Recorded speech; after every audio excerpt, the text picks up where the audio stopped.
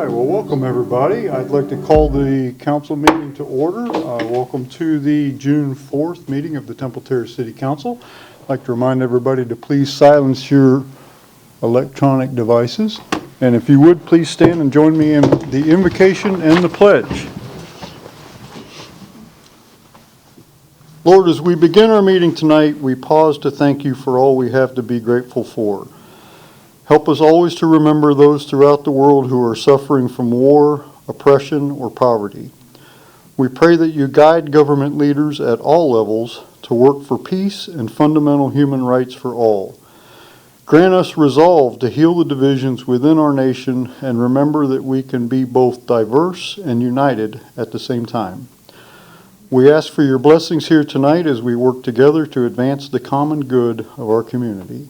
Amen. Amen. I pledge allegiance to the flag of the United States of America and to the republic for which it stands, one nation, under God, indivisible, with liberty and justice for all.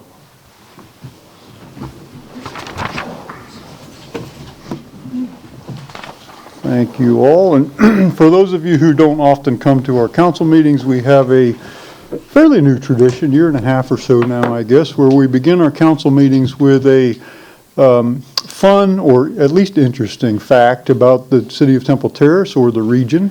We used to call it the fun fact, and then we had a couple evenings where it really was interesting but not so much fun. So we've called it the interesting fact now.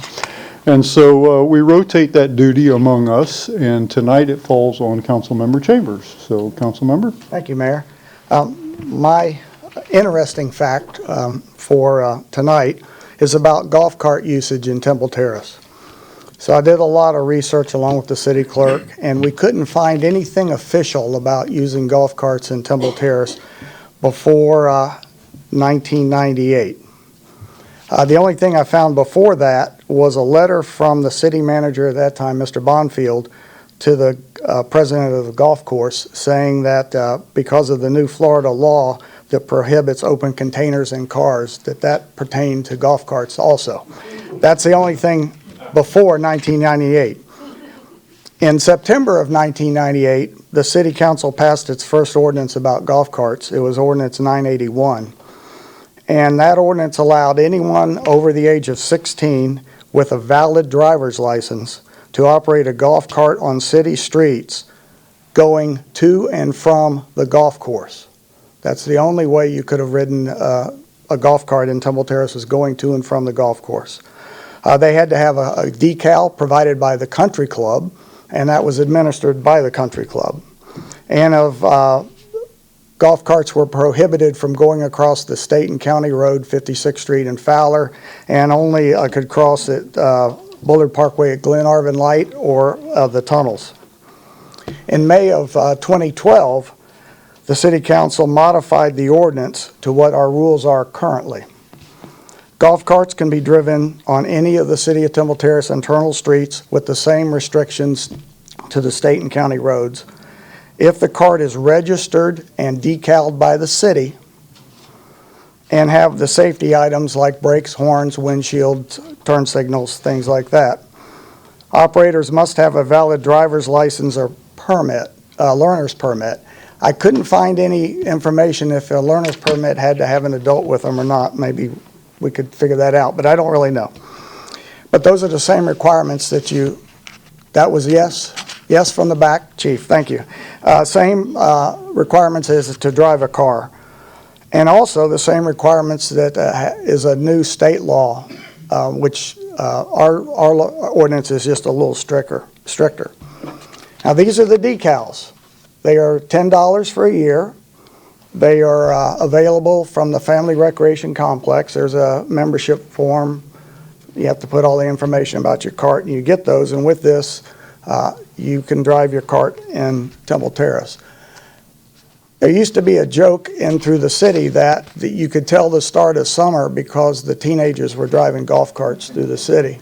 That is illegal unless, of course, your teenager is the right age and has a driver's license. So there's this.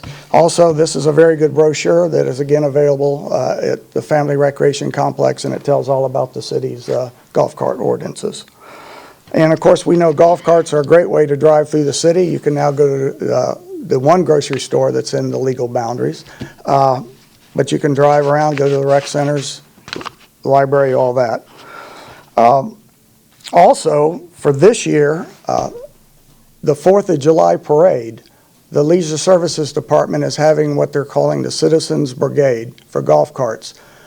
Usually, some groups have golf carts in and out, but this time, any citizen that has a golf cart and wants to be in the parade, just contact Leisure Services. I think it's $5 to be in the parade, and there'll be a mass group of golf carts somewhere in the parade staging area. So that's coming up on the 4th. So that's it on golf carts. Thank you, council member. Be sure to pick up that brochure because you cannot drive down Fowler Avenue on a golf cart. So I can't drive here because I live on the other side of Fowler Avenue, so I do not have a golf cart. Okay, so our first item of business is a proclamation for Code Enforcement Week. And I see we have our whole crew here, but our director, Tom Baroni, is here to receive the proclamation. And it reads as thus, says, whereas code enforcement officers provide for the safety, health, and welfare of the citizens of Temple Terrace through the enforcement of building, zoning, housing, animal control, fire safety, environmental, and other codes and ordinances. And code enforcement officers are responsible for improving neighborhoods and the quality of lives of the residents in Temple Terrace. And every day, assisted by support and program staff, they attempt to provide quality customer service to the public for the betterment of the community. And whereas too many times their efforts go unnoticed, even after code compliance has been accomplished due to their efforts and expertise. And code enforcement officers are dedicated, well-trained, highly responsible individuals who take their job seriously and are proud of their department and the city of Temple Terrace. Now therefore I, Andy Ross, by virtue of the authority vested in me as mayor of the city of Temple Terrace, Florida, do hereby proclaim June 3rd through 7th, 2024 as Code Enforcement Officers Appreciation Week. And so Tom, would you like to say a few words? Yeah, I would. Thank you very much and good evening. Mayor Ross, Vice Mayor Abel, and city council members, on behalf of the 3,400 code officers throughout the state of Florida, we just want to say thank you very much for this proclamation. So thank you. Well, thank you, and I see you have your staff here. And I want to thank all of you for the work you do. It's a very thankless job at times, and we're all everybody up here is well aware of that. And many times the fruits of your work are sometimes difficult to see because a few, unfortunately, properties go into disrepair and people wonder, oh, what's code enforcement doing? When in fact, due to legal restraints, are hung up in the legal system and kind of exhausted our options. So you guys do a tremendous job. I hope you know that. I hope you know the whole council appreciates what you do and the city does too. So thank you, Tom. Would you mind if my group come up? Not at all.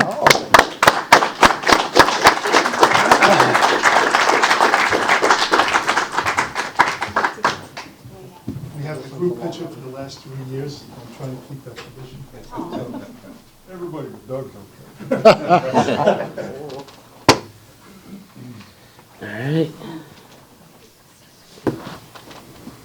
1, 2, 3. One more. 1, 2, 3. Thank you.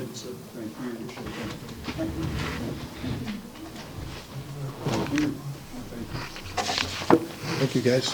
Thank you.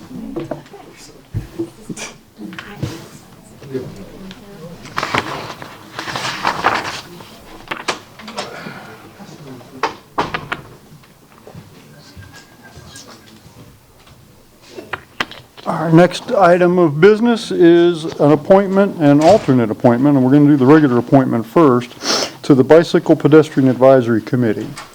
There's a regular member vacancy due to a resignation and an alternate member vacancy on the Bicycle Pedestrian Advisory Committee.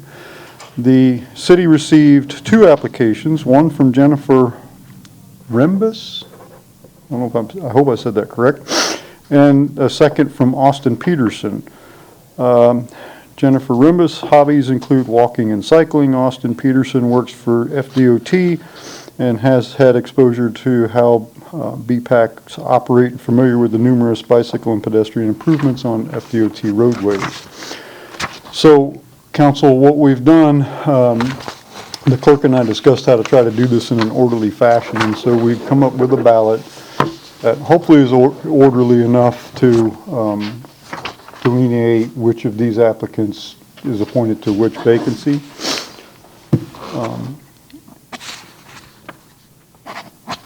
And so if you would please, are either of the candidates here, the applicants here? Okay, good. So if you would pass that down, and we'll let the clerk tabulate the results. Thank you. So I just want to say to both of the applicants, if they're watching or if they watch at a future date, that we appreciate both of your volunteer, I'm talking to you, but appreciate everybody who applies for these positions, and whether you're selected as the regular member or the alternate member, it's not a reflection of how much we value your service. It's just simply a calculation of who we think has the most expertise in that area. So it's we're very happy to have both of you. And council, once the results are known, we'll need on this particular agenda item to appoint simply the regular member, and the next agenda item will appoint the alternate member. It was unanimous that everyone voted for Austin Peterson as the regular member and Jennifer as the alternate. Okay, council members, is there a motion to that effect? I move to approve Austin Peterson for the regular Bicycle Pedestrian Advisory Committee. Second. Motion is second. Discussion? All those in favor say aye. Aye. Aye. Opposed? No nays. Motion carries. The next item is a motion to approve the appointment of Jennifer Rembitz as the alternate member. Move to approve Jennifer Rembitz as the alternate to the Bicycle Pedestrian Advisory Committee. Second. Is there discussion of the motion? All those in favor say aye. Aye. Aye. Opposed? No nays. Very good. Thank you both for your service. We've gotten better at that. We used to get all tangled up on these. We've gotten better. Next is an appointment to the Hillsborough County Building Board of Adjustment.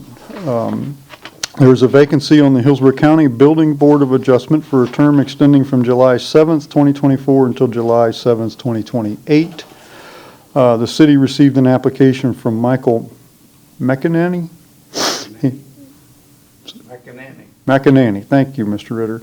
He has 38 years' experience with commercial roofing and general contracting and has served on the Hillsborough County Building BOA since 2016. Is there a motion? Move to approve Mike McEnany to the Hillsborough County Building Board of Adjustment. Second. Motion is second. Discussion? All those in favor say aye. Aye. Aye. Opposed? No nays. Thank you for your service also. There is a vacancy on the Municipal Code Enforcement Board for one alternate member for a term extending from June 4th, 2024 until June 4th, 2027. The city received an application from Taylor Williams. Is Ms. Williams here? Hello, Ms. Williams. Would you like to say a few words? You don't have to. It's up to you. You're welcome to if you care to. I just. Thank you, Mayor Ross. Welcome. And City Council for having me. I don't bring relevant professional experience to the Code Board. However, I've been a high school teacher for 14 of my 16 years teaching, and the value of rules and regulations that make our community great are very important to the betterment of Temple Terrace in general. And you were right, Mayor Ross, when you said that oftentimes code enforcement is thankless work, but not by my family and not by our community. And the reason that people choose Temple Terrace as a place to live is because of the high standards that we set. So I hope to continue to maintain the standards that make Temple Terrace beautiful, while also recognizing that oftentimes things happen that are out of the control of our residents, and hope to bring a little bit of the grace and observance of the needs of our I'm sorry, I'm losing my, I'm a little nervous. The grace of our community to this, the same grace I offer the high school kids. So thank you for having me. Very good. Thank you, Ms. Williams. Council members, is there a motion? Yes, move to appoint Taylor Williams to the Municipal Code Enforcement Board alternate member. Second. Who got the second? Meredith get it first? Yeah, okay. Vice Mayor got it first? Okay. Vice Mayor got it. Okay, we have motion and second by the Vice Mayor. Any discussion? All those in favor say yes. Aye. Aye. Okay, very good. Thank you. Has everybody had an opportunity to review the minutes of our May 21st meeting? Move to approve. Second.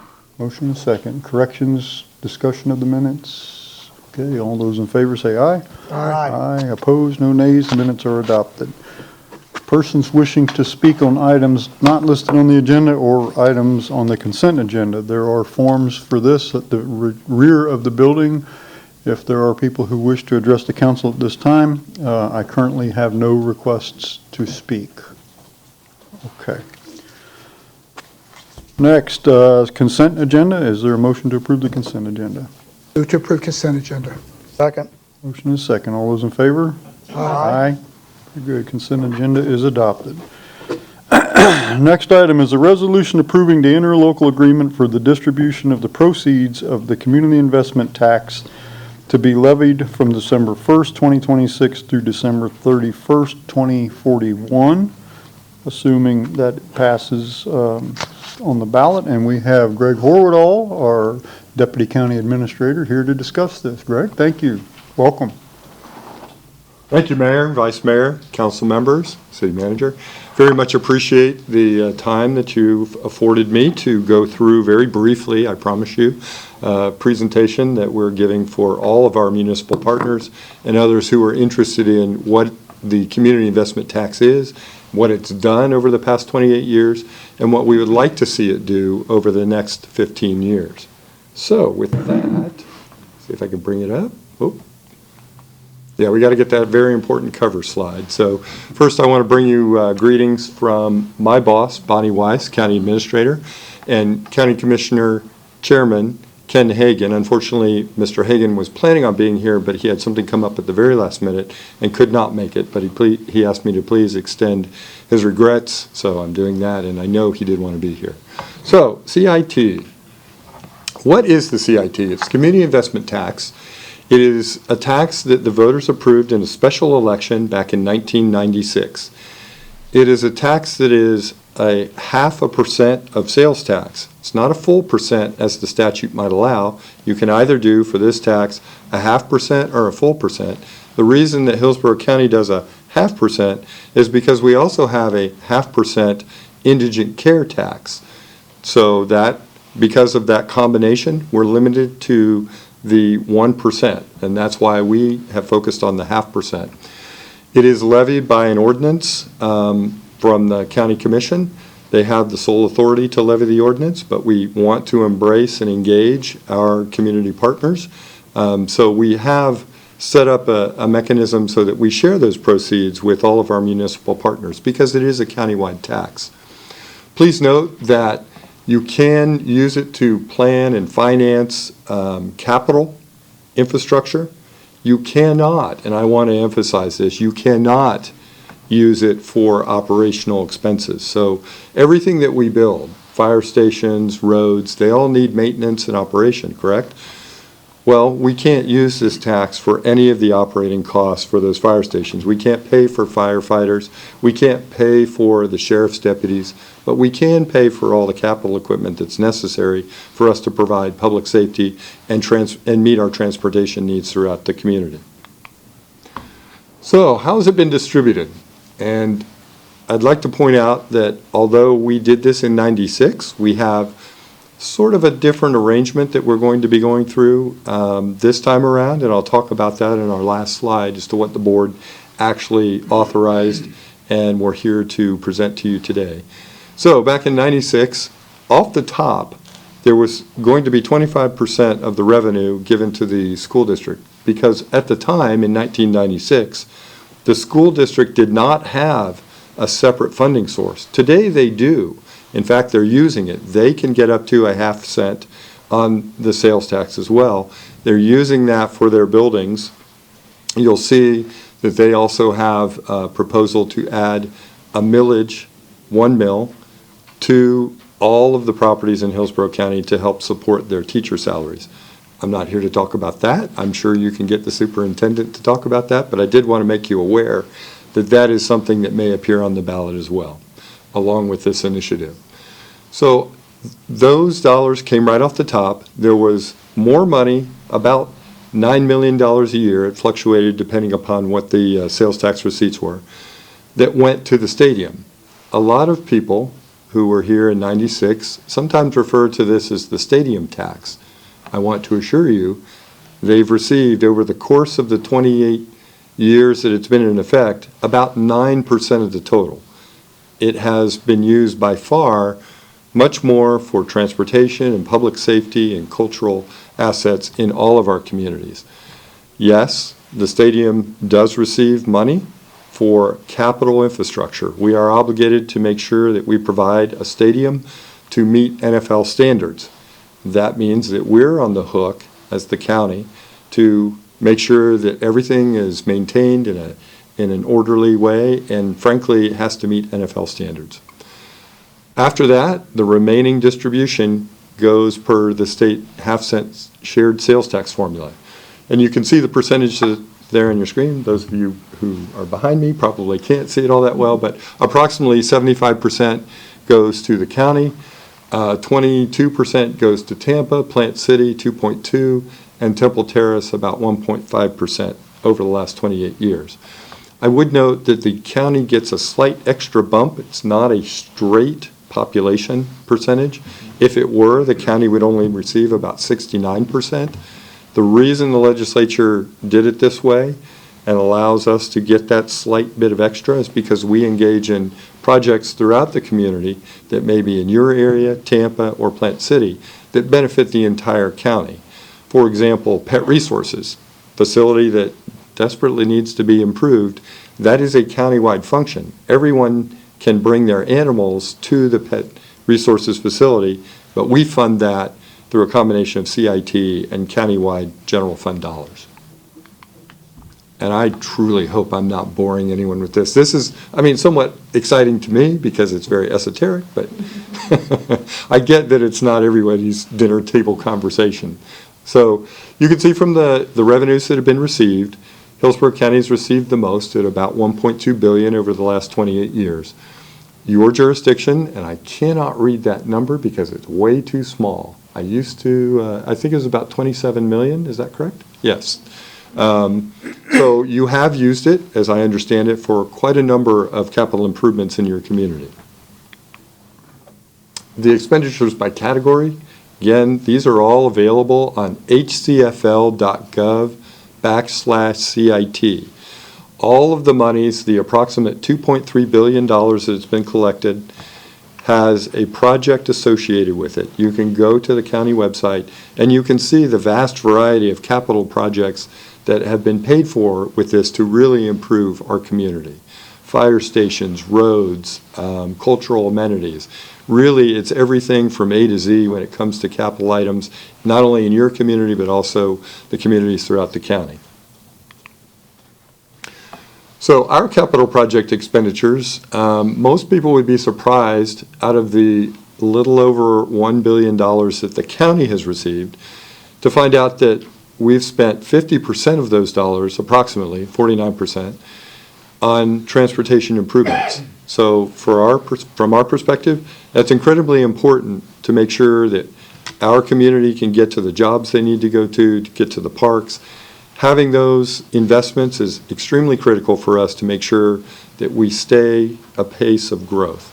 The rest of it is public safety, and then you can see down the list all of the other expenditures that we've made.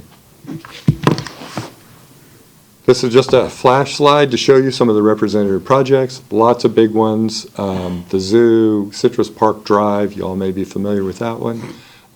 Plant City City Hall actually was built with CIT dollars. So why are we doing this now? The tax expires in 2 years, but in order for us to adequately plan for the massive capital needs of the community, we need about 2 years. So this will generate significant revenue. We'll talk about that in a future slide. But what's important here is that we've got about 23,000 people a year over the last several years who have moved into Hillsborough County. You can see from the breakdown on the slide, unincorporated county, about 83% of that growth has occurred there. Plant City has seen a little over 56%. Tampa and Temple Terrace both have seen 40% growth. And as those of you who have been here a long time, you can attest to the fact it's been a huge amount of an impact on our community. We need more facilities, we need more roads, we need more police vehicles, we need more fire stations. I think what's particularly interesting is that we're projecting that by 2050, this county will house over 2 million residents. So that's why we need to renew this tax. We need the dollars to be able to support the infrastructure that is no doubt going to accompany the new people moving into Hillsborough County and Temple Terrace. I think it was pretty interesting when I looked at the call volume. Our call volume is increased by 191% for Hillsborough County for fire rescue. That's a tremendous amount. For the sheriff, very similar. The calls that they're making now are far in excess of what they were even 10 years ago. I think what's really important on this slide too, again, those of you who can't see it, but I'll try to describe it as best I can. Our sidewalks, for example, have expanded exponentially. From here to Seattle, Washington would be the length of our sidewalk network, which is phenomenal. We have a lot of repairs that need to be made on that system because it's antiquated and frankly hasn't been well maintained. It will take us approximately, to fix every crack, every gap, every broken sidewalk, it will take us approximately $600 million just in unincorporated Hillsborough County. Think about that just for a minute. That's a tremendous amount of money that needs to be invested so that we can make sure we have safe sidewalks, not just for those who are strolling in the evening, but for the children on their way to schools, for handicapped folks in wheelchairs. All of those needs need to be met with investment in infrastructure.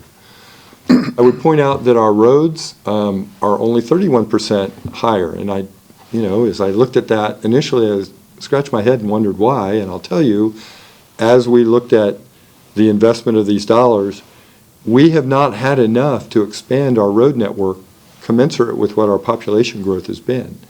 So if you think our road network is bad today, imagine how bad it would be if 28 years ago the board and the community had not adopted the CIT and we didn't have those dollars to invest in our roads and our sidewalks. The project categories that we looked at, frankly, are all in statute. There are 4 very basic categories: transportation and public works, public safety, public facilities, and public utilities. All of those are eligible to be fixed, repaired, installed with CIT dollars. So these are very small numbers for everybody in the back. What this means, though, over the 15 years, if this is approved, that Temple Terrace will receive over $53 million. What we've factored in is some anticipated growth, $200,000 starting off, but growing at a 3% annual rate. So all in all, I think from our perspective, it provides a substantial funding source for the community, not just in Temple Terrace, but through the entire county. Timeline, I can tell you there's been a lot of work done thus far. We've had the board in April authorize us to go on the ballot. We're working now to get out to all the jurisdictions and talk about the benefits of the CIT. We can't advocate for it. We can educate, which is what I'm doing here today, but we can't tell people to vote one way or the other, and I won't do that today. Everyone has to make their own decision as to whether they think this is a good investment to continue on in the future. We are right now going through the OPAGA audit. That's a state mandate that requires us to have an audit of the CIT program. The last time we went through this, we came through with flying colors. I expect no less this time. We have strong accounting and finance team that make sure that we track the nickels and the dimes and make our expenditures on time and appropriately. So we have an interlocal, which you all are talking about today, that needs to be approved by August 1. The project list, and I know you'll be talking about that in a subsequent meeting. Frankly, I'm happy to come back if you would like. I'm not sure if you want to hear me talk again, happy to do it if you do. Talk to you about the county's list, because that all has to be done by August 1st. If not, the enabling legislation of the ordinance says it's not done by August 1st, it doesn't go on the ballot this year. So we're working very hard with our partners to make sure all of us get everything done that we need to. Come November, we have the decision, and we'll find out whether the community believes that this needs to be renewed, and hopefully we'll be able to start planning. So what the board approved, 15-year term. There was a lot of discussion about whether we go to a 30-year term or a 20-year term. The board felt that 15 years was an appropriate time frame in today's environment. They felt that if we were successful in delivering projects over 15 years, we could come back and do it again in 15 years. There's a number of communities around us, Pasco, Pinellas, they only do it for 10 years. They're a little different because they can levy a 1 cent ad valorem tax. We cannot. They can generate quite a bit more than we can. So from our perspective, we need to make sure that we're maximizing the dollars available for these critical infrastructure projects. 15 years, we think, is an appropriate time frame for us to be able to demonstrate we can continue to hold the faith in the community and those infrastructure improvements that they've entrusted us with. 70% can be bonded, but the rest cannot be bonded. And the board felt pretty strongly about this. The reason for that is that in '96, when we first adopted this, we bonded probably about 95% right off the bat. It was only until the last 2 to 3 years that we've had excess revenue over what the debt service payment is. So we call that PAYGO dollars. That's one-time money that enables us to make improvements and investments in things that may have popped up since 1996. And I assure you, there are a number of things that have popped up. As I mentioned earlier, everything needs to be done before August 1st. There needs to be some private sector outreach because, as I said earlier, I can't advocate, but presumably somebody will advocate. Don't know who that is just yet. Happy to work with them to provide them the information and any education material that we can. I'd like to close by pointing out that this tax is somewhat unique. It's been estimated that about 20% of this tax is paid for by people who live outside of our community. So if you had somebody who was willing to help you pay 20% of your mortgage and didn't want to live with you, I think almost all of us would want to take them up on that. With that, I'm available to answer any questions. I thank you very much for your gracious time, and I look forward to the conversation.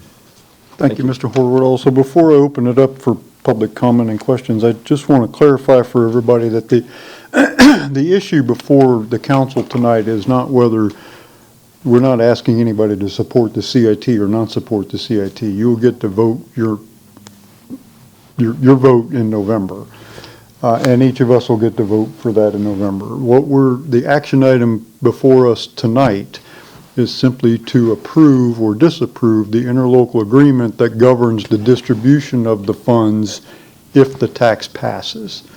So I want to clarify that for everybody because somebody's going to say tomorrow, oh, the council approved the CIT last night.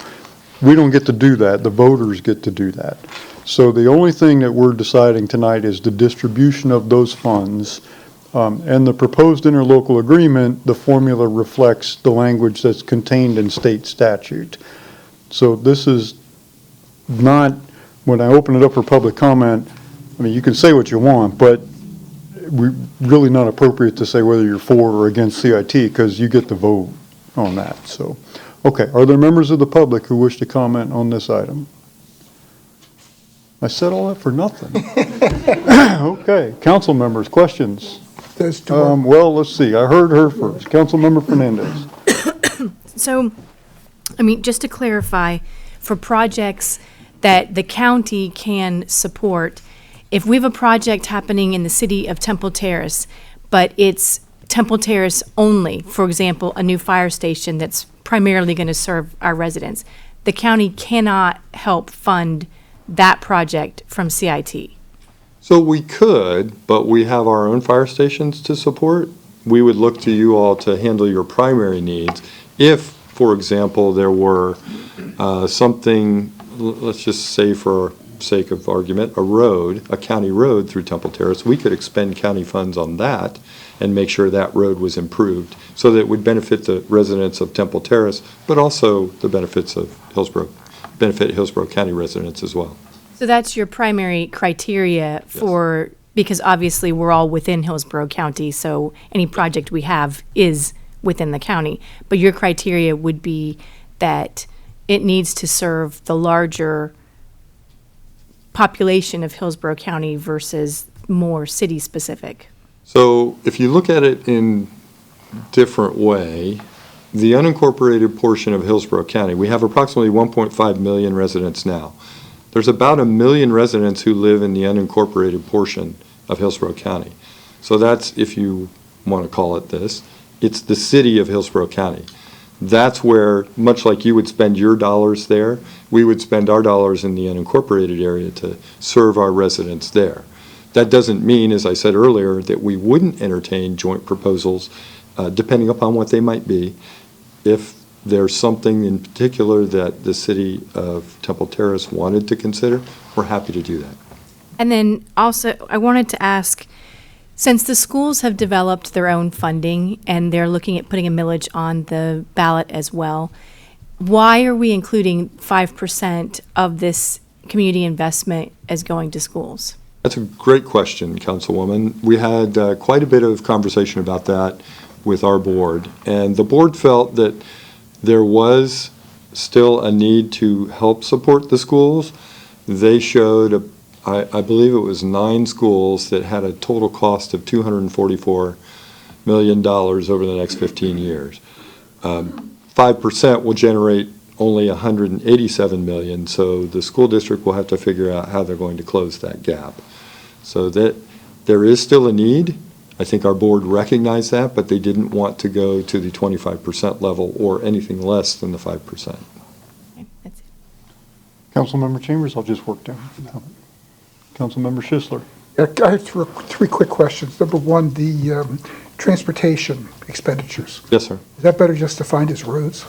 Roads, sidewalks, trails. Okay. There are bridges included in there as well. But Many- it's on the ground. It's not any kind of mechanized transportation That's correct. opportunities. Okay, all right, just want to clarify that. The bondable portion, the 70% is going to be bondable. Is that statutory, or is that Nope. just arbitrary number by the So I'm not BOCC? sure I would call it arbitrary. Well, okay, but I mean, it was set by the BOCC. That is correct. Right. And they spent some time discussing that, and what they wanted to do is provide flexibility for emerging needs for every community. So you may have something that pops up that could be paid for with CIT if you had the revenue available. If you bonded it all, you wouldn't have that revenue available. So the 70% applies to everybody? Yes, sir. Okay. All right, and then the last question is, how long is the indigent care tax? And he said, was that into perpetuity? Yes, it is, in perpetuity, yes. Okay. All right, that's all I had. That's all I had. Vice Mayor? My question was related to the indigent care tax as well. And did I understand correctly when you said that the CIT can only be up to half a cent because the indigent care tax is in place? Yes, Vice Mayor, that's correct. Okay, thank you. Okay. I don't have any questions, Greg, thank you. Well, I appreciate it, and I will close with this. I will say that your mayor and your city manager have represented the city of Temple Terrace extremely well, so you should be proud of their work. Thanks. Thank you. So again, council members, the issue before us is not pro or against CIT. It's simply the distribution of the funds if the tax is renewed. So is there a motion? Go ahead. I move to approve resolution approving an expenditure to, I got the wrong one, sorry.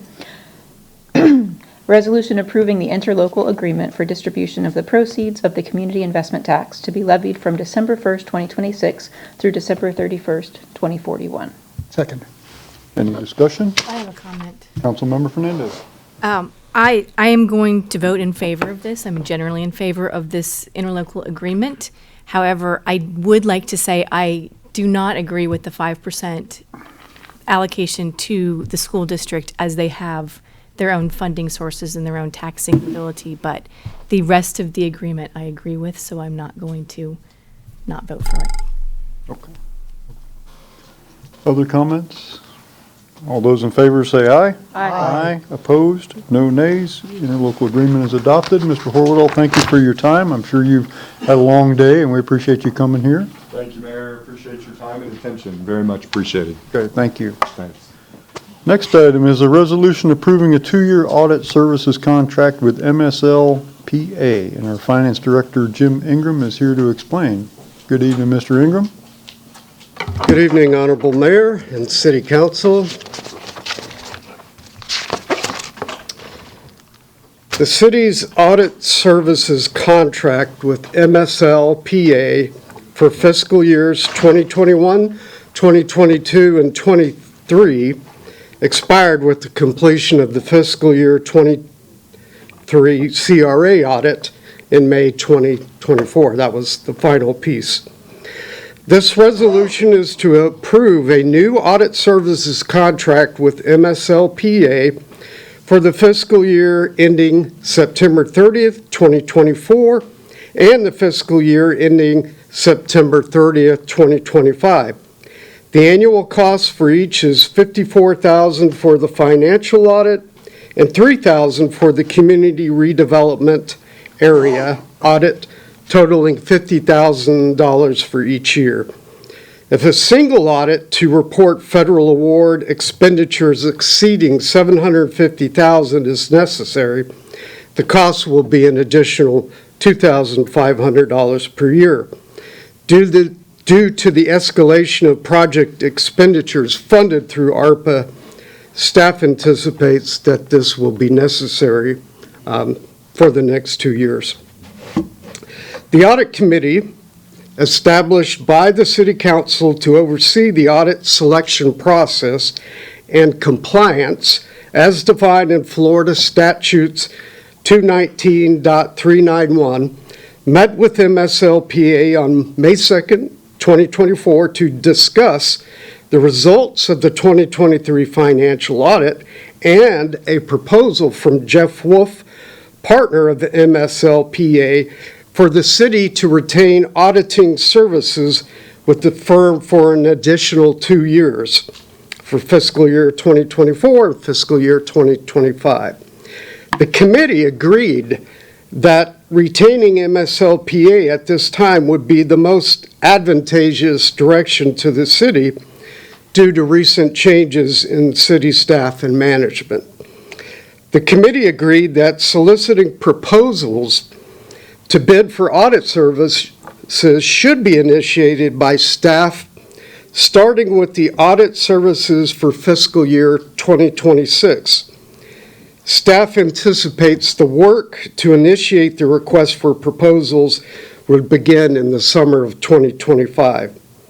After consulting with City Manager Bahia and reviewing the city's purchasing policies, the city manager also deemed initiating an RFP for either fiscal year 2024 or fiscal year 2025 audit services would not be advantageous at this time for the city for the same reasons cited by the audit committee. This in compliance with the city's purchasing policy, this is in compliance with the city's purchasing policy for exceptions to soliciting bids for items exceeding $50,000. And staff recommends that council adopt a resolution approving the 2-year contract with MSLPA. And I stand for any questions you might have. Thank you, Mr. Ingram. Are there members of the public who wish to comment on this item? Council member questions. Councilmember Fernandez. So does the city have a policy that requires us to change auditors in a certain time period? No, there's no policy of a certain restriction on the number of years or the number of renewals. However, it is good practice not to go beyond 10 years. This will, I think, extend our contracts with MSL for a total of 8 years. So we are getting to the point where we do need, as much as we like their services and they've done excellent work, common, good standard practice would be to go out to bid for the next round. So, so then, now I'm going to the cost part. Does ARPA count as one federal award, or is it an individual federal award for each project that we're doing? Well, in terms of Or I'm asking about the single audit and the single audit, yeah. right. You report, we've already received the ARPA money, which was 13 million, but as you spend it, you record the amount that you're spending toward the revenue. You're booking the revenue. So if we were to spend over $750,000 in a year on any number of ARPA projects, a combination or just one ARPA project, if we hit that threshold, then we have to do a single audit. We came close, but we did not hit that for 2023. But again, with the escalation of our projects now in going into from design to construction, we will most certainly hit that for 2024. So the 2,500 would be, because this would count, all spending on all projects would count basically towards one single audit, not multiple single audits, then That's the correct. price It's one increase would be single audit, right. That's, Right. that was all I wanted to clarify. Okay. Councilmember Chambers? Councilmember Schisler? Really? Talking about finance stuff? I bet it just in the audit committee. Okay. Vice Mayor? Very good. Thank you, Mr. Ingham. Appreciate this. Council members, is there a motion? Yes. I move to approve the 2-year audit service contract with MSL for, to be paid from account 001-1212-513.32-11. Second. Motion is second. Discussion of the motion? All those in favor signify with aye. Aye. Aye. Opposed? No nays. Resolution's adopted. Thank you, Mr. Thank Ingham. you. Next item is a second public hearing and second reading of ordinance 1564, adopting a rezoning of folio numbers 201-594-0000 and 201-593-0000 with an address of 8727 Overlook Drive. I'll open the public hearing and ask anyone who intends to speak on this matter to please stand and be sworn in by the city clerk. Please raise your right hand. Do you swear to tell the truth, the whole truth, and nothing but the truth, so help you God? Yes. Very good. Thank you, Madam Clerk. City Attorney, would you please poll the council for ex parte communications? If any council member has received any ex parte communication regarding this matter, please state so at this time. If your communication was in writing, you will need to provide a copy of that document to the clerk for public record. Whether it's in writing or orally, please state with whom you had that communication, when that occurred, and the sum and substance of the communication, and starting with Councilmember Fernandez. I have none. I have nothing new since last meeting. Correct. I've had none. I've had none. I was asked by Sherry Donahue about the number of waivers for the Overlook properties. I looked over the waivers and I asked community development about them, and I told her what the waivers were for. And do you know when that occurred? I can give you the exact date. It was within the last couple days. Okay, all right, thank you. Very good. Thank you. All right, Mr. Sherman, you are up. All right, thank you, sir, Mr. Mayor, members of the council. Tonight, for consideration by the city council, is a rezoning petition RZP 2305. This is the 8727 Overlook Drive. There's two parcels involved. This is the second reading and second and final public hearing of this application. There's the owners and the applicants on that slide up there. Okay, so this is general area map showing the area which this properties will be being rezoned for. The location again is 8727 Overlook Drive. It is in the downtown community redevelopment area, the CRA. It has a current future land use map category of DMU 35. That's downtown mixed use 35 up to a maximum of 35 dwelling units per acre. The proposed zoning is PD, and the parcel size on this particular one is 0.545 acres, a little bit more than a half an acre. And as the council knows, in our land development code, requires that all rezonings in the CRA be rezoned to the Planned Development Zoning District, or PD. The applicant proposes in this instance to develop 8 units of attached housing on the site, and these will be, as you see by the concept plan, sort of in a duplex layout. The subject property is surrounded by single-family uses to the south and west, and multifamily and a cemetery to the east, and commercial uses are to the north of this property. Okay, so this is a conceptual site plan. One thing that's required with a PD district is that a conceptual site plan or master plan be provided. This particular one, we worked with the applicant a whole lot through our DRC process, and this is what we ended up with. It's the development of 2-story, 2-unit townhomes sharing a common wall. It's located on 2 parcels. The site will be accessed from Overlook Drive, and a detailed site plan and a subdivision plat will follow this if it's approved by the City Council. Okay, so there's a whole lot of waivers with this particular one and then the next one, and they kind of all stem from that first waiver. But one of the reasons there's a lot of waivers, because when we're in the downtown, especially in the residential areas, we're working with a number of different plans and documents, and we've all got to make them come together and get a product that the city would want to approve. So we're dealing with the comprehensive plan and the future land use map categories. We have our CRA plan we're working with. We have the downtown community redevelopment plan overlay zoning district, and we have a PD zoning district which they're going to. One of the main reasons we're having all these waivers requested is that the minimum gross lot area required for townhomes is 10 acres. And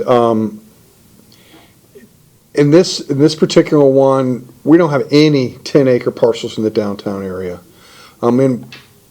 These waivers come from the RMF zoning district. So our code says that if you're going to do a PD, that you should pick a zoning district which most closely documents or closely mimics what you want to build, and that is the RMF zoning district. One of the first requirements for townhomes is you've got to have 10 acres.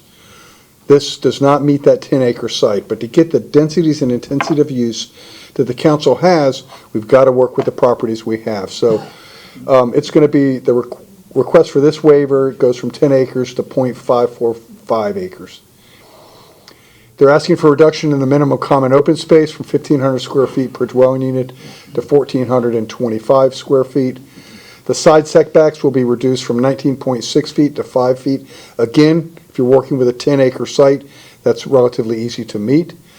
The entry yard side setbacks go from 15 feet to 8.65 feet, and those are the distances between the various duplexes which you saw on the site plan. We're asking for a reduction in parking from 17.6 to 16 spaces.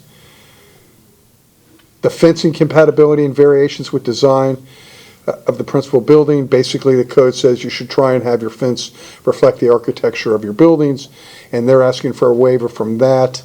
The fencing in this particular site will be PVC with vinyl material, and it won't be any higher than 6 feet. And they're asking to reduce the minimum number of townhouses from 4 to 2. Our code says for townhouses, you've got to have a minimum of 4 units stacked, and this would be just 2, as you can see in that site plan there.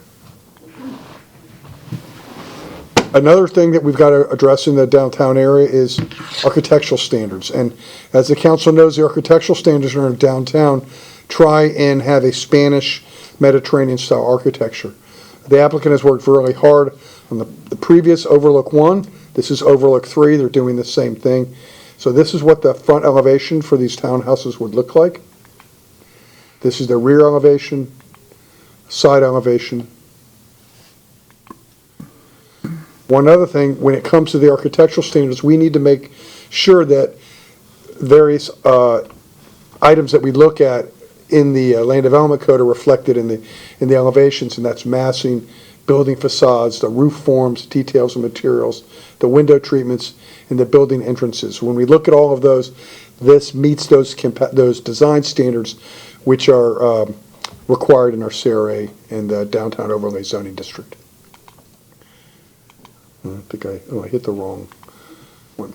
Okay, so on December 26, 2023, the Hillsborough County City County Planning Commission reviewed this and made a recommendation for approval. At the council meeting on May 24th, the council recommended or approved on first reading the rezoning classification from R10 to PD. That is my presentation tonight. The applicant is in the audience. We are recommending approval, and I can answer any questions that the council may have. Thank you, Mr. Sherman. Do you know if the applicant intends to make a? I don't know. They may want to make a comment. No. Unless y'all, yes, sir. Thank you. Are there members of the public who wish to comment on this item? Okay, council members, you all have heard this before. This is the first time for me. So are there questions for Mr. Sherman? Can you bring the slide back up that addresses the waivers? Yes, sir, I will try and do that. Okay, give me just a minute, because I read this in the backup and I was reading it again while you were talking, but I was trying to read and listen at the same time. So there was a question. So reduce the required inter-yard side setbacks. I think you said that's the distance between the buildings? Okay. And again, if you have 10 acres, these distances aren't that hard to meet. Reduce the side setback from 19.5 feet to 5 feet. So there'll be 5 feet between the end buildings and the fence. In the property lines, yes. And the property line. Is there any concern with that in turn? I don't know where the utilities run there. Do they run on the street side or behind or?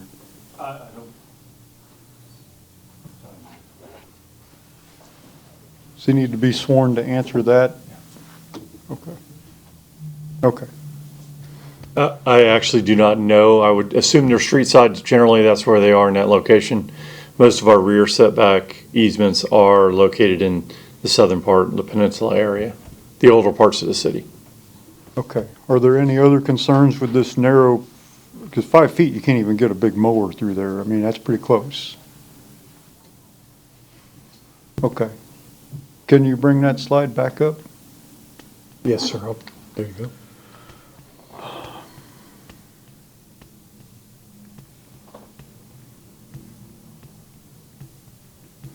So, Mr. Sherman, I don't want to put you on the spot here, but if you don't know, it's fine because it's not really due. But do you know when this code was developed that requires 10 acres for townhomes, do you know when that was enacted, how old that is? Was that something that was done in 2010 or 1970? Do you have any idea? It was done before the CRA plans were done. So it goes back a ways. So it goes back a ways, yes. And that's why it's like almost shoehorning those standards into our CRA, which we're able to do. The applicants are pretty easy to work with, and so. Do we have other comparable projects like this in the city that you're aware of that we've approved? I don't remember any with 5 feet. Overlook 1 is very similar to this, and that's across the street. Excuse me, that's across the street on the other one we'll talk about. Yes, sir. So right across the street has. An Overlook, at the intersection of Overlook and Grove Hill, we approved Overlook 1. That has 5 feet also? I believe it's 5 feet as well, very close to that. Close, I mean, Yes, sir. 5 or 6 feet. Okay. council members, was there concern raised about this at the last, I didn't see anything in the minutes about that. The primary concern raised is from the longtime residents that they don't believe the two-story and the intensity is consistent with their neighborhood. I read some of that. But the two-story would be compatible under R10 anyway, right? Yes, sir. We So the would height allow a restrictions two-story. don't change. Right, So regardless of whether we pass this or not, they could still get a two-story. right. Their contention was the property values. It was so, the design was so different from the existing houses that it would give, that it would. But those houses were built, what, in the 50s? I mean, we're not built in Well, 1950s. they were content with what they had. They were all long-term owners. Councilmember? I'm pretty sure I asked a question about if did our planning staff approve the waivers, and the answer was yes. We're recommending approval of the Recommended waivers, yes. sir. approval. There were no objections to the waivers. Okay. Can you put them back up one more time, please? Yes, sir.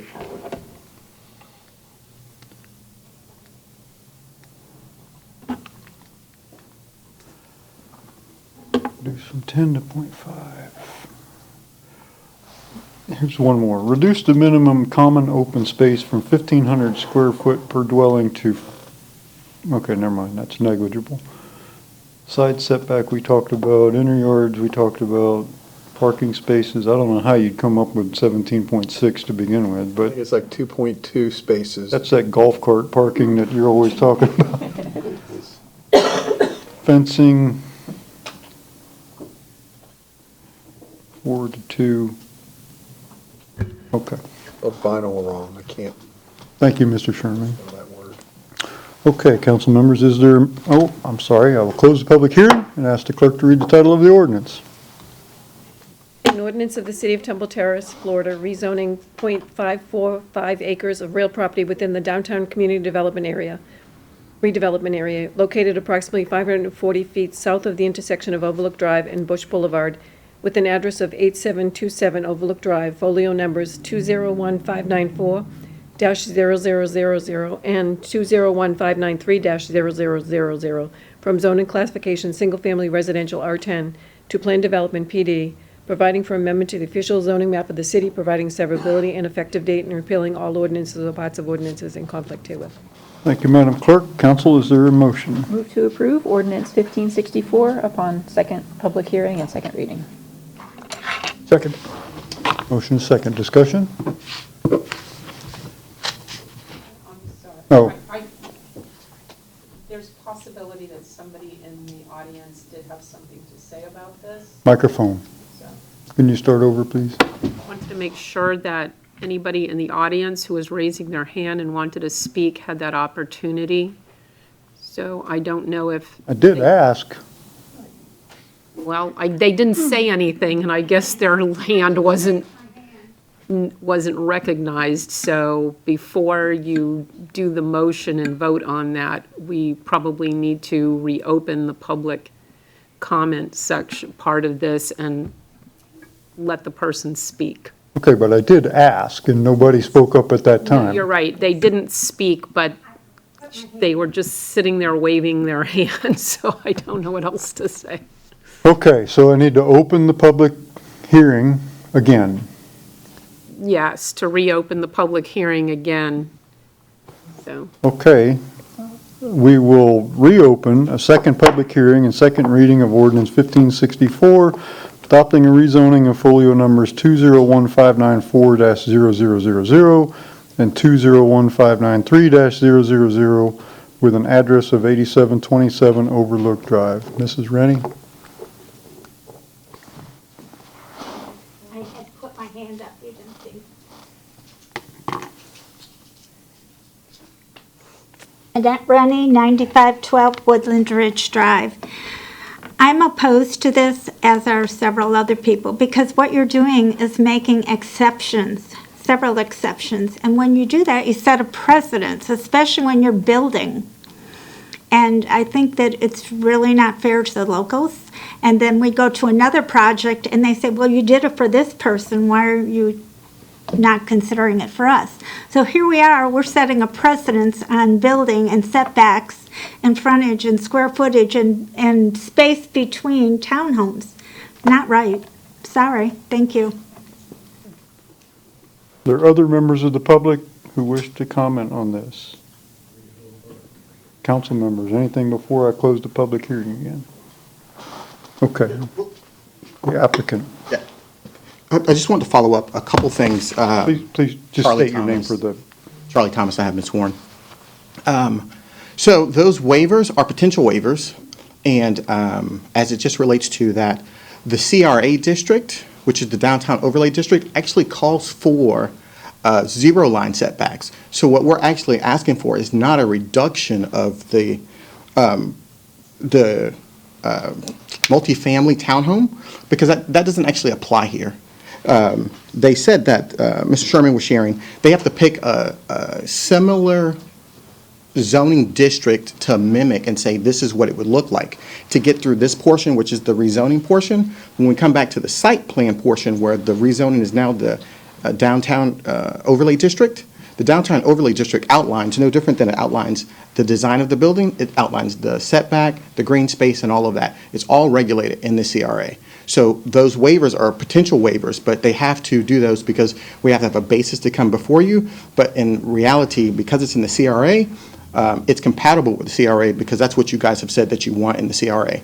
Zero line setbacks. And what we're asking for are actually reductions against that. We're asking for a 10-foot front yard setback instead of a 0 front yard setback, which is required of the CRA, inside the CRA. So I just wanted to bring that for clarity that we're not asking for exemptions against that.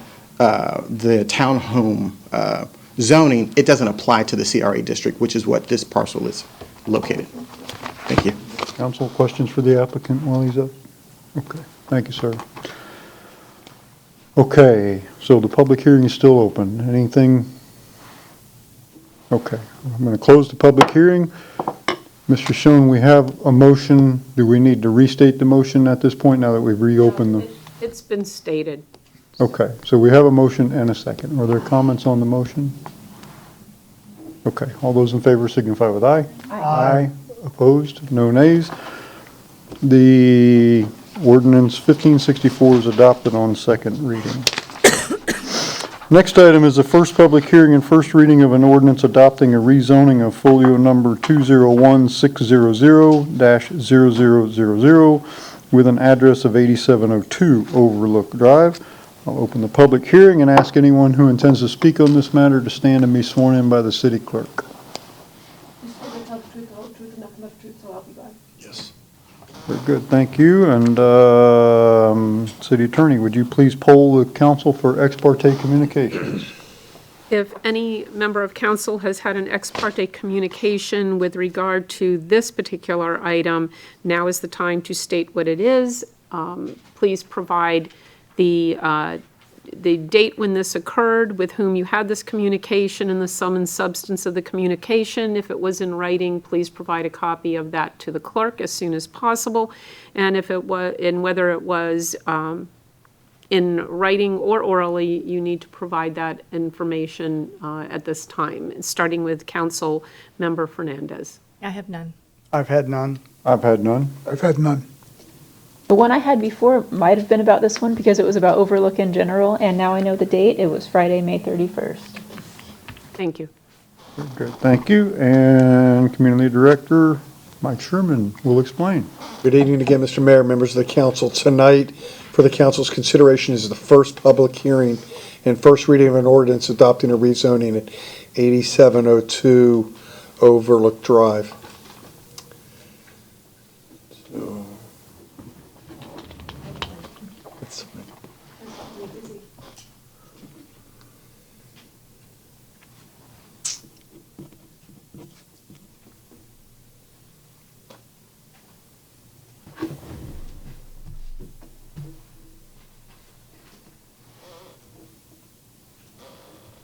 Okay, this is RZP 2304, changing the rezoning from, or the property from R10 to PD zoning district. The planning commission staff report is consistent with the city's. Let me look at this. I'm sorry. This is the applicant's. I'm sorry, I was like, I didn't even recognize that.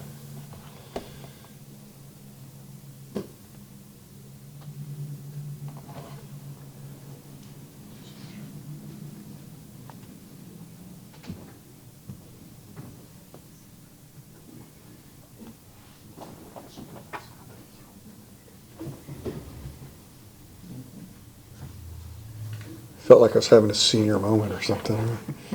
Okay, so this is a second rezoning hearing for tonight. It's RZP 23-04 for 8702 Overlook Drive. It's the first reading and first public hearing tonight.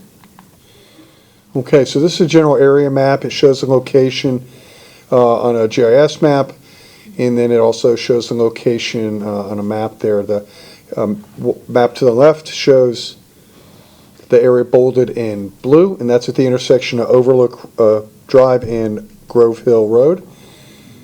The current future land use map category is DMU 35. The current zoning is R10, single-family residential. It's again in our downtown community redevelopment area and in the overlay zoning district. The proposed zoning is to PD, and the parcel's a little smaller than the last one. It's .404 acres. I keep hitting the wrong. Okay. So again, according to the city's land development code, the rezonings in our downtown will be done as for PDs. The applicant proposes in this instance to develop 8 townhomes on the site, 4 buildings with 2 units per building. The subject property is surrounded by single-family uses to the north, south, and east, and multifamily units to the west. Okay, here is the conceptual site plan that's required. It's again 4 2-story units sharing a common wall located on 2 or more parcels. On 2 parcels. The site's going to be accessed from Overlook Drive, and a detailed site plan and a subdivision plat will be submitted later for the council to consider. Again, there's a bunch of waivers requested. The one highlighted in yellow is where red, is where a lot of this goes for. When you pick the RMF zoning district, which is the townhome zoning district, and you try and utilize it in our CRA in the downtown area, you're going to have waivers. And the first one goes from the 10-acre lot requirement. And so these are waivers which we have potentially will need to have them hopefully approved. And then when, as Mr. Thomas said, the site plan, when we get down to that point, we'll have it covered in case they are needed. The front yard setback's going to be reduced from 25 to 8 feet. The rear yard setbacks reduced from 20 to 8 feet. The maximum building coverage is increased from 30% to 49.6. The required vehicular parking is 17.6 to 16 spaces. Minimum gross lot's going to be reduced to 126 feet. Minimum lot area is reduced from 1,800 to 1,697. Minimum number of contiguous townhouses will be reduced from 4 to 2. The contiguous townhomes and related accessory structures to contiguous townhomes and related accessory structures setback to be reduced from 20 feet to 14 feet. I can't read those, I'm sorry. The contiguous townhouse and related accessory structures, the property line adjoining the side yard of an adjacent lot not included within the townhouse development setback to be reduced from 30 to 14 feet. And that will be, I believe, the setback to the northern property. The minimum separation between structures, the entry yard will be reduced from 15 to 14 feet. The common open area on the property is 0, and we're okay with that because there's a city park directly across the street from here. The fencing is PVC and won't be any higher than 6 feet. We're asking for waivers from the wall plane visual variations and the number of multifamily residential landscaping setbacks reduced from 5 feet to 0 feet. I keep hitting that one. Again, There's architectural standards that need to be met in our CRA, and these are the front elevations, the rear elevation, the left side, and the right side elevations. They all meet the requirements of the architectural standards in our downtown. Here's our analysis of that. Again, it meets the massing, building facade materials, the forms of the roof, and the details of materials. The window treatments are correct, and the building entrances and features on the site follow those design standards. On December 19th, the Planning Commission recommended approval, and staff's recommended approval on first reading of the ordinance with exhibits A through D, adopting the rezoning classification. I can answer any questions that the council may have tonight. The applicant's representatives are in the audience as well. As well. Thank you, Mr. Sherman. I'm sure there will be several questions, but are there members of the public who wish to comment on this first? I'm looking. Okay, very good. Council member questions? Yes, Council member Chambers. Mr. Sherman, can you put the slide back up showing the site, proposed site plan? But does the applicant wish to speak before is that questions? first? Okay. Okay. Yes, welcome. Welcome. Thank you, rather, Mayor, Council. I'm very happy to be here. My name is Chandra Frederick. I'm a land use planner representing Charlie Thomas on this project. And I would like to get there we go. Again, my name is Chandra Frederick, and I'm representing this project where we are requesting to go from R10 to a planned development. As Mr. Sherman has mentioned, we are proposing to do a similar project as across the street that you all are aware of. Thank you. What happened? Maybe I can just use the mouse. I don't think I need to use that. The mouse is in.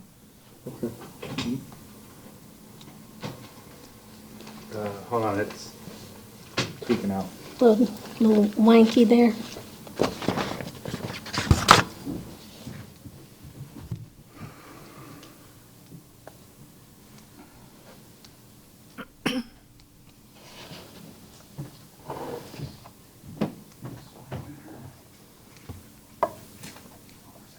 Okay, thank you. There it is. Okay. Thank you so much. So we are appreciative of the Hillsborough County City Planning Commission supporting the project, as well as the staff here with Temple Terrace. Again, we are trying to introduce a diverse housing type project that is supportive of the policies that are in your land use comprehensive plan. We are looking to create a product that is transitional and very much appropriate for the area. There's multifamily in the area, there is single family in the area, and this introduces the townhome product, which is the single family attached product. We talked about, Mr. Sherman talked about the location, so I won't spend much time there. We are located on the northwest corner of overlooking Grove Hill, across the street from the other project, which is on the northeast corner. And as you can see from this diagram, there are single-family homes, and we actually have a good relationship with the neighbor to the north. We've talked with him about tree plantings to enhance the tree plantings on his property to enhance the screening, so that the transition from the townhome to the single-family is even more seamless for him. Again, it was mentioned that there's multifamily in the area. Across the street is the park. This is a lovely community. We believe that this will be an enhancement, something that will bring a diversity in housing type, particularly workforce housing, where we can perhaps provide something for your professionals in Temple Terrace, your teachers, your firefighters, your police officers. Workforce housing is something that we all have been talking about. We know the need in the community, in the county, and in the state for affordable and workforce housing. So again, today we are talking about the site on the northwest corner. And the site plan has been discussed, but I did want to just reiterate that these are treated as single-family lots. They will have access on a private 24 foot wide drive that will go to Overlook.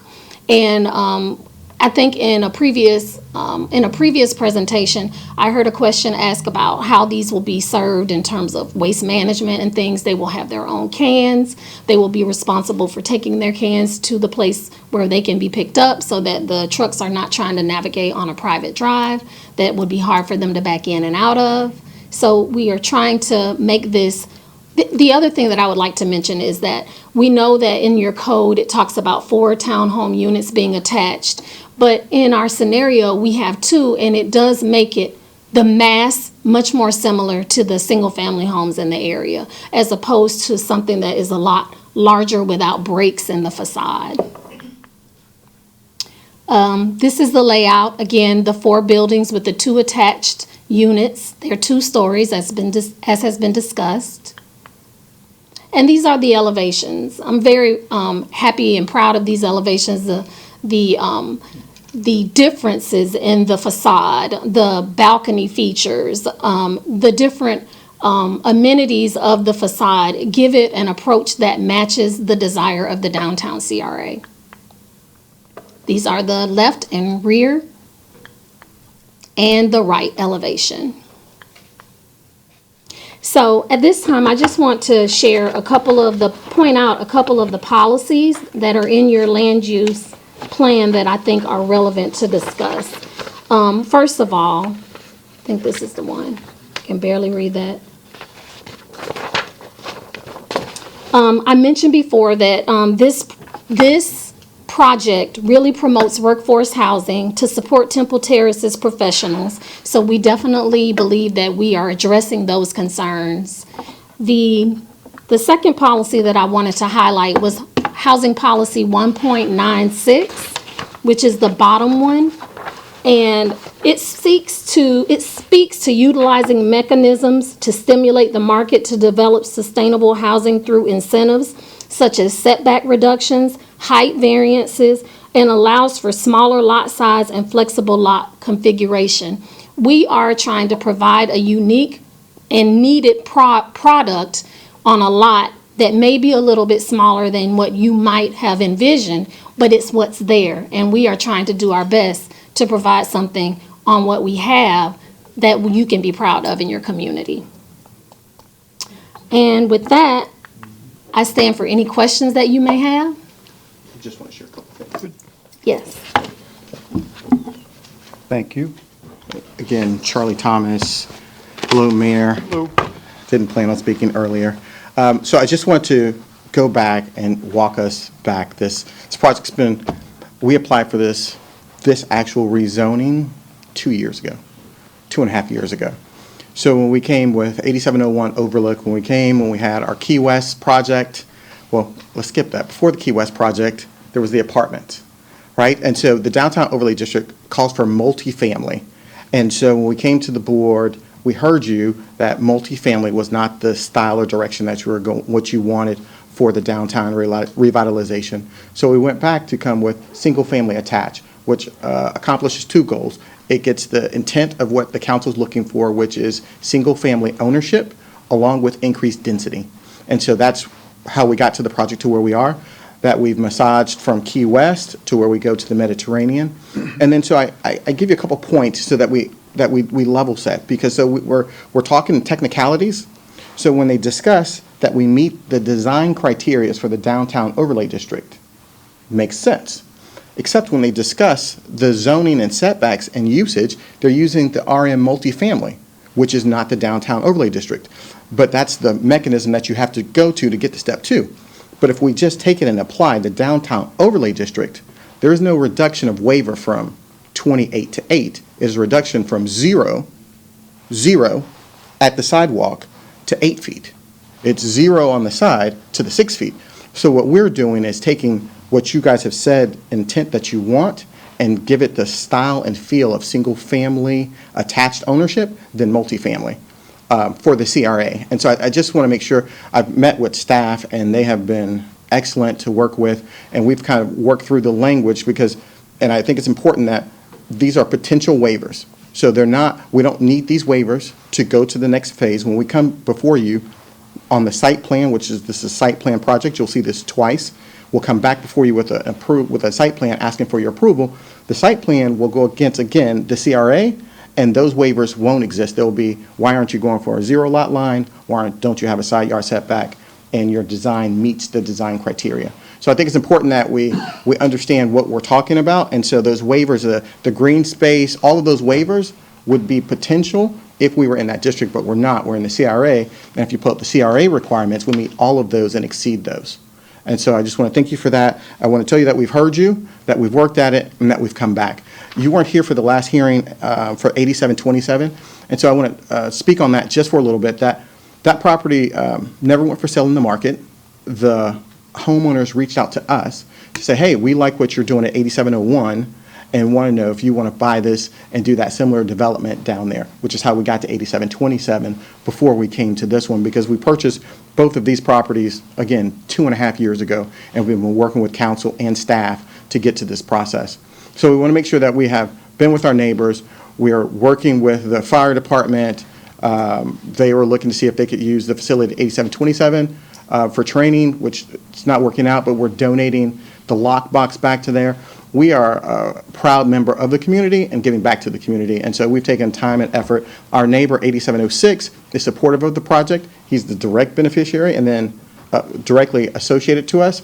And if you guys have taken the time or been able to see how the project is going across the street from the park, that it's going to be an asset to the neighborhood. As they talked earlier, you know, those 20,000, 40,000 people, they're really coming. They have to go somewhere. And so we have to increase the density on these lots. This is the area that you guys have identified that you want the density to go, and we're trying to produce a product that meets that need. Thank you. Thank you.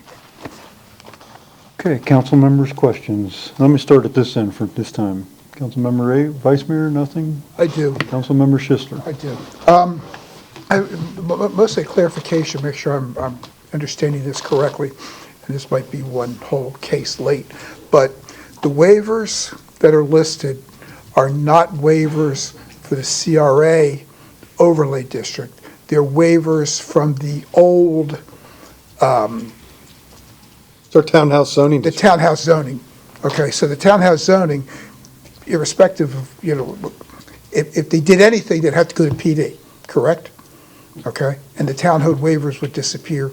The So townhood they're going to requirements. PD now. Pardon me? They're going to PD now. It's a very No. strange thing in our code. We have to pick the closest district. What we really need is a townhouse zoning design standards for our CRA. And then all these waivers are going to go away. We won't need them. But I mean, it's just, the fact that they're all listed, it's just because we're going to PD. And we have to go to PD because it's in the CRA district, correct? Yes. So irrespective of where this would be occurring, the same waivers would have to happen even if it was Potentially. done on the other side of the street. Yes, sir. Okay, yeah. I'm good, thank you. Councilmember Chambers. I originally was going to ask a question about the driveway, but it was answered by a slide the applicant had in his presentation, her presentation, excuse me, so I'm good. Councilmember Fernandez. I'm just further clarification regarding the zoning and this process. So what I don't really understand, so clarify, why do we need to have the townhouse zoning analysis if we are in the CRA? Shouldn't the CRA take priority that zoning and that guideline? So, and this is paraphrasing, council member, but the code says when you do a PD, you have to pick a zoning district that most matches use, things like that, that you want to build. The only district we have that allows townhouses is the RMF zoning district. So that was just the leaping off point. And that's why all the waivers you see are based on a 10-acre piece of land.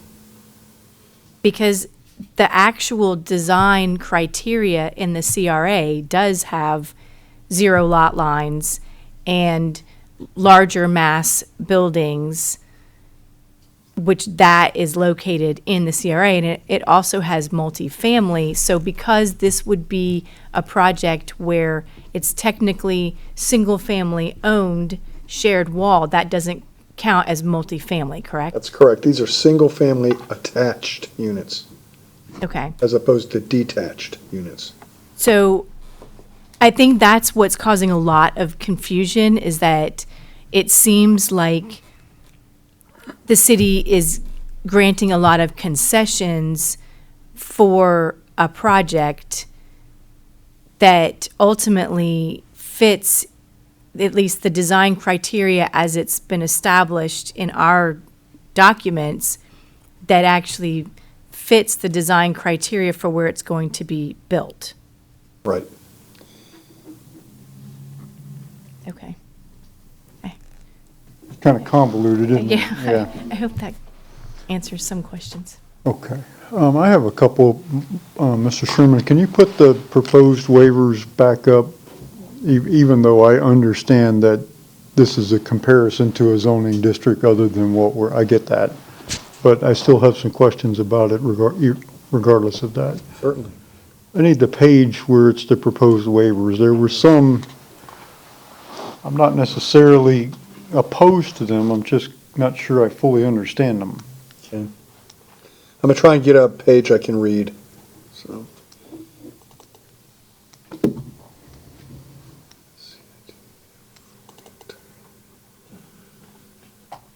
Okay, there. Okay, that'll work, I suppose. Contiguous townhouse and related accessory structures, I got that one. Contiguous related. Okay, well, maybe I don't have that. So the first couple, I'm just confused. I mean, I understand what the words mean. I'm just not sure I understand what that sentence means. The contiguous townhouse and related accessory structure. I don't know what that is. The related accessory structure to contiguous townhouse and related accessory structure setback. I don't know, I'm just missing Okay, so something. let I'll me- make sure I understand that. I I can don't, show you this. and I understand that we're talking about PD versus RM, I get that, but I still don't know exactly what that means. Okay, I can probably show you Okay. the site plan there.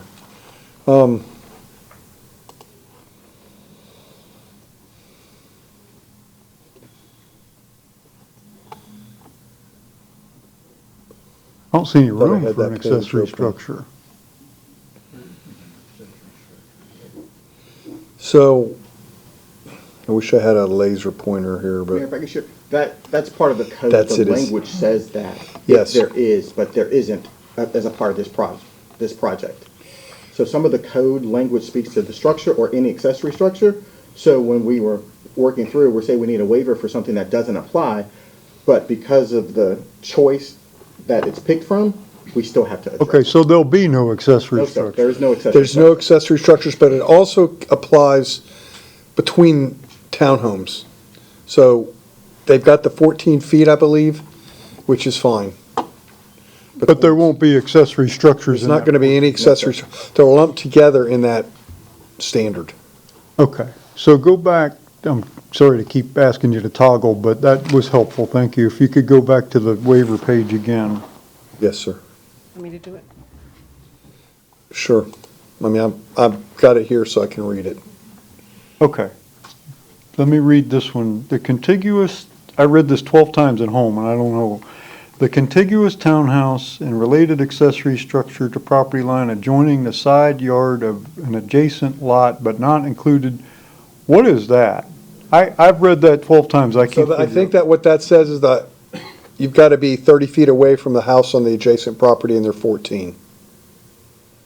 And that's why the applicant has voluntarily said, we're going to beef up your landscaping to make it seamless, as Ms. Frederick said. Okay, so is that a moot waiver also because there's not going to be accessory structures? This will be, it's accessory structures, but also from the townhouse to the adjacent lot structure. Needs to be 30 feet, and they're going to have 14 feet. Okay. Again, because on a 10-acre site, you could meet those standards. But again, given the reduced setback in the rear yard and the side yard, there's no room for an accessory structure anyway. Correct. So it's talking about accessory, but also the main townhouse structures in that. Okay. Minimum separation between the structures, I get that. Common open area, park across the street, I get that. Required yard locations and screening, got that. Fencing compatibility, I get that. Required fence wall plane visual variations, what is that? So it requires that you have some variation in the walls and the architectural standards in our CRA. This will be just a plain PVC 6'5" fence. Okay, so that's not a waiver that applies to like the wall of the No, sir. structure? That's for the fencing. Multifamily residential landscaping setback. The Okay. landscaping will be on the lot line. So I promise I'm gonna wind this down, but can you go to the elevations page and go to the rear elevation? I can, yes, sir. That's the back, okay. The northernmost two buildings, this will be the back facing the next door neighbor. That's right, yes, sir. How close is that, I don't know how his house is positioned on his lot. Are these folks gonna be looking right down into his living room window? The answer to that would be no. His house, the front of his house faces east, and so they would be positioned over the, viewing to the side. And we've gone through, we've just planted 3 maple trees in his backyard, his side yard. He has a man cave in the back, so he asked for some trees, and so we've planted some trees in his man cave to give shade. There's a pear tree that's going to come down that's providing shade over his garage, and then we're going to put additional screening above that to give him shade over there. But no, it won't look down into his bedroom window. So this would look at the side of his house? Correct, yes, sir. And even if it was a single-family home, they could build a 2-story structure. They're not gonna be any higher than is permitted right now. Good point. Yep, the structure wouldn't be any higher. And then, again, I don't want to belabor the points that these waivers are not actually requested, they're potential waivers. I got it. Which will not apply in the CRA. I got it. Okay. Okay. Thank you, sir. Thank you both. Other questions, council members? Or are you just tired of listening to me ask questions?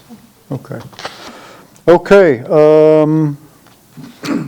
I will close the public hearing in that case and ask the clerk to read the title of the ordinance. An ordinance of the City of Temple Terrace, Florida, rezoning .404 acres of real property within the downtown community redevelopment area located approximately 1,140 feet south of the intersection of Overlook Drive and Bush Boulevard with an address of 8702 Overlook Drive, folio number 201600-0000 from zoning classification, single-family residential, R10 to Plan Development, PD, providing for amendment to the official zoning map of the city, providing severability and effective date, and repealing all ordinances or parts of ordinances in conflict herewith.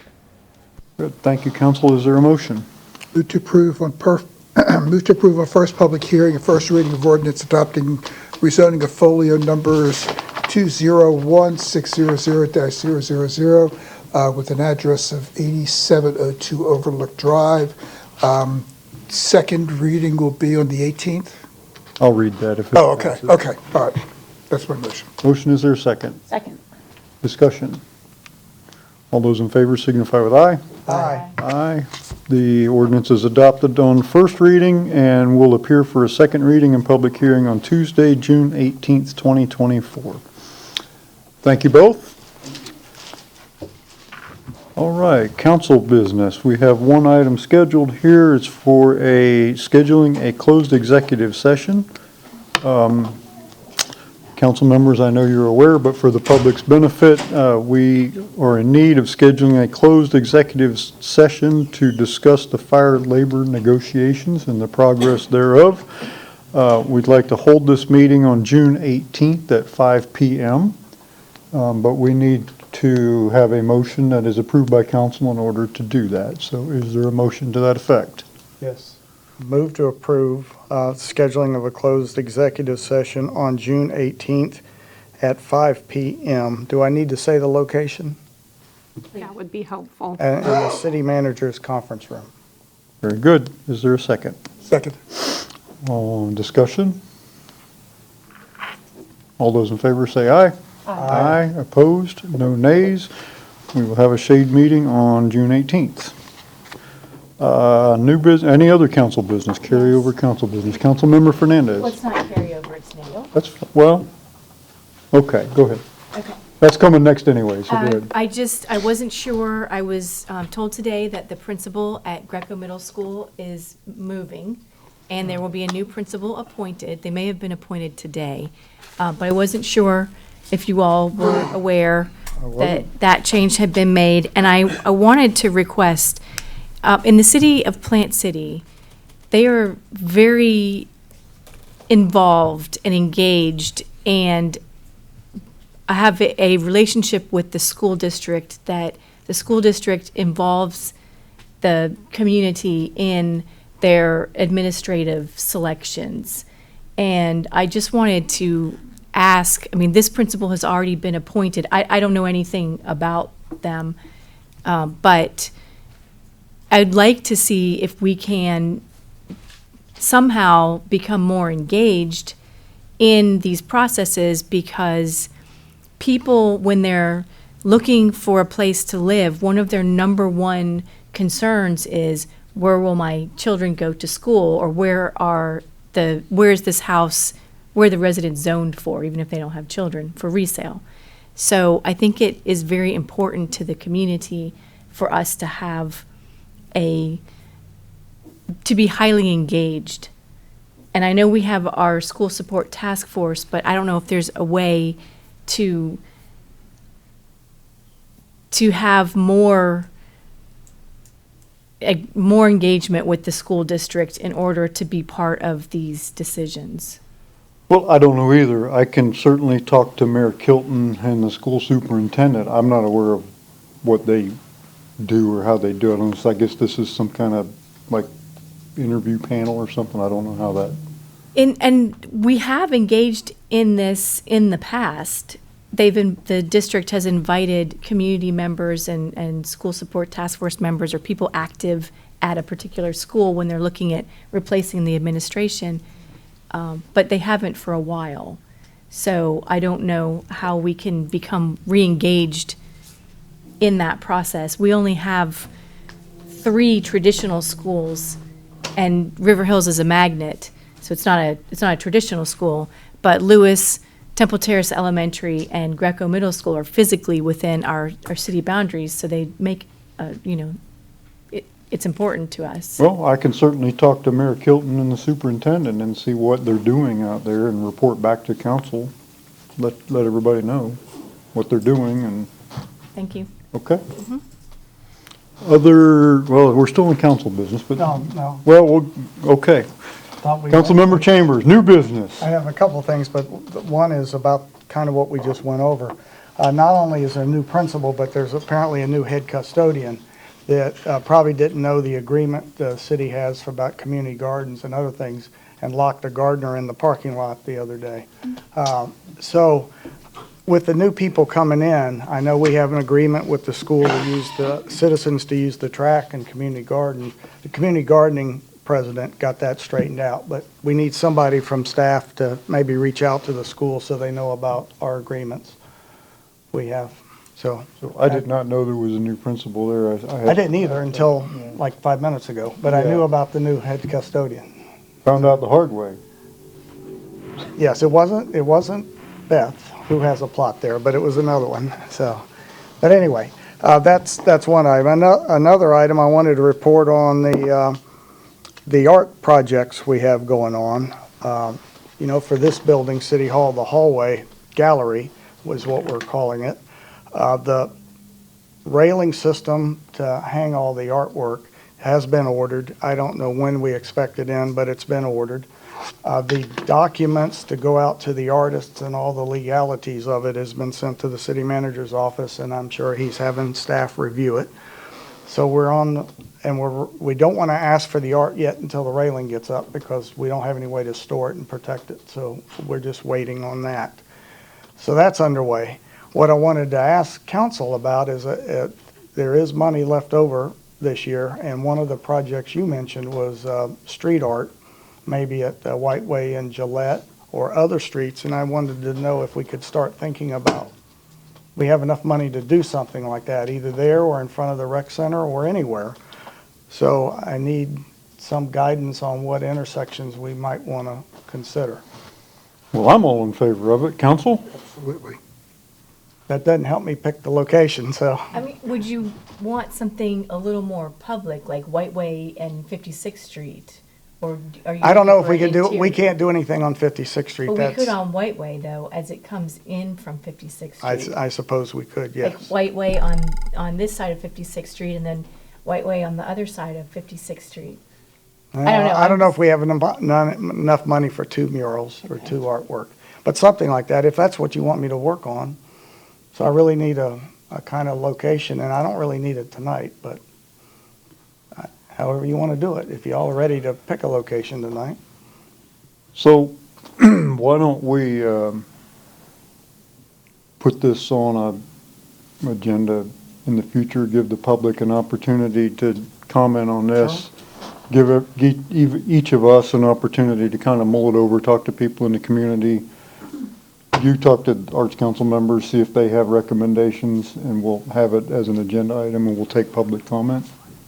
Sure. Does that make sense? Yeah. Yes, Councilmember Abel. Specifically, are we talking about where to put a mural? Well, we can do, there's enough money to do a mural after the artwork here. We can do something else, but I don't know what else. I know that originally the idea was the gallery system here at City Hall.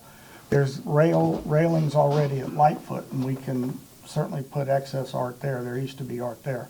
So the other idea at the time, at least when the mayor thought of these projects, was to do some street art. And his suggestion was Gillette and White Way, since a lot of people travel that road. But again, we can do something different, but there's not enough money to do something like a sculpture somewhere or something. One of the other things that I know that the Arts Council's been trying to do, the first public art project that the city ever did, or the Arts Council ever did, was the painted origami metalwork outside of the family complex, which you see when you drive in. That's in desperate need of renovation. And I think Leisure Services has been getting prices on that. It's probably above the Arts Council's means to pay for the renovation. That could be worked on, but I don't know the cost of that. You know, so we have public art now, our first project ever done in the city that needs renovation. So I personally would rather use that money for the pavement mural, and then we'll deal with the renovation question when it comes up. But that's just my opinion. But whatever we do on the streets, we have to get the buy-in of the neighbors surrounding it, because we've had at times, some opposition to something like our drain, where the drains have been painted. There's been some opposition, so we have to do something. So putting it on the agenda and probably noticing, well, we don't know where it's going yet, but once we do, we need to let the neighbors know. Okay. Does that sound like a plan? We'll have a discussion at a future meeting? What's your time frame? Next meeting, first suggestions, or what we hoping for? I don't, we're not going to do anything in the summer. It's just too hot to paint. But we'll do it before the budget year ends. Say we could let the city manager determine which meeting, you know, because, I mean, if we have a 3-hour meeting at the next meeting, we don't want to talk about this then. So let Mr. Bahia figure out where it fits the best, but in the near future, not September. I mean, yeah. Sound good? Sounds great. I have one more. Yes. New business. In our presentation on rezoning, Mr. Sherman talked about our townhouse rules set way back when at 10 acres. Are we working on, is the city working on new townhouse rules by chance? Boy, did you just open a can. We have a list about as long as my arm of areas we've identified. So yes, sir, that's on the list to do. Okay, just curious. Yes, sir. That's all. If it's big font, you can get only a couple things on I'm it. short, so 5'6" arm. I enjoyed the senior moment more than anything. Now I'm done. Thank you. Okay, other new business. Board reports? Any board reports? Okay, city manager. Thank you, Mr. Mayor, members of council. Just one item. Wanted to let the public know that the city, after years, perhaps decades of trying to identify property for a police station, is now the proud owner of property for a new police station. So we closed yesterday on property at 7911 Harney Road. We've had a flurry of activity today going out to the site from many different departments, just trying to get an understanding of what's going to be required to secure that site for the next several weeks and obviously years going forward. So the public may start to see some activity there. Both the police and fire departments have asked to use the existing home, which is planned to be demolished, as a testing site or an exercise site for a short period of time, over probably a few days or a week or so. So we're trying to coordinate that. We're going to get the word out using our communications department to make sure that the public and the neighbors are aware that that might be happening. And then eventually we'll raise the structure. Public Works, Jason's crew is already lined up. They were out there today just getting a feel for in terms of the landscaping and mowing in and keeping it neat. So things are moving forward. What I intend to do is, in the budget that I'll be presenting to you at the end of this month, include some dollars for initial design of the police station so that we can get this project moving to fruition. Happy to take any questions. Good questions. Yeah, good. Well, thank you for your support. I have to tell you, I have to give a presentation to a group on Friday morning. And I was making some notes about, they want to hear what's going on in Temple Terrace, and I have 25 minutes. There's just no way to cover everything we have going on in 25 minutes. And I'm looking at this, and we've paid down our debt from $30 million to just over $10 million, and the remaining debt's at 2% fixed, so we're good. We are building an EOC that's paid for. No, that's yours. Right, we have the money, we're paying for that in a combination of state grant funds and money that we have. We're building a utilities building with federal money that's paid for. We just paid cash for the new police station property where that's going, no debt, right? Future fire station will be going there also. We have not raised taxes, property taxes, at least since 2016, since I've been around. In fact, we've had 2 reductions. They're small, but they're still 2 reductions. We haven't raised property taxes in at least 8 years. We have instituted a public art program. We've instituted a historical preservation ordinance. We've instituted a bicycle pedestrian advisory committee. And the list goes on and on and on. We've accomplished more in the past few years than we've accomplished in the previous 20 or 30.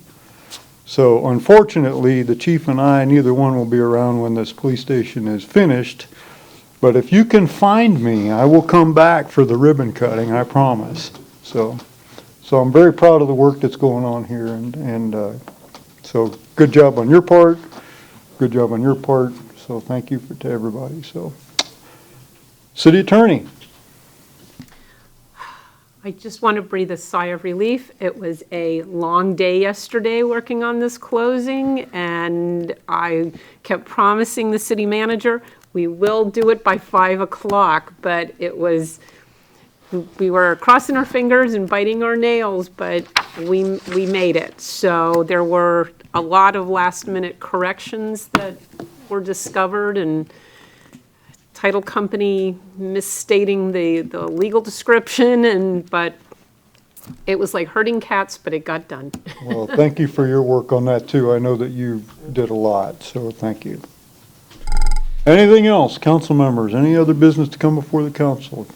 Staff, anything? Okay, if not, we'll stand adjourned. Well, it's good to know this plug works.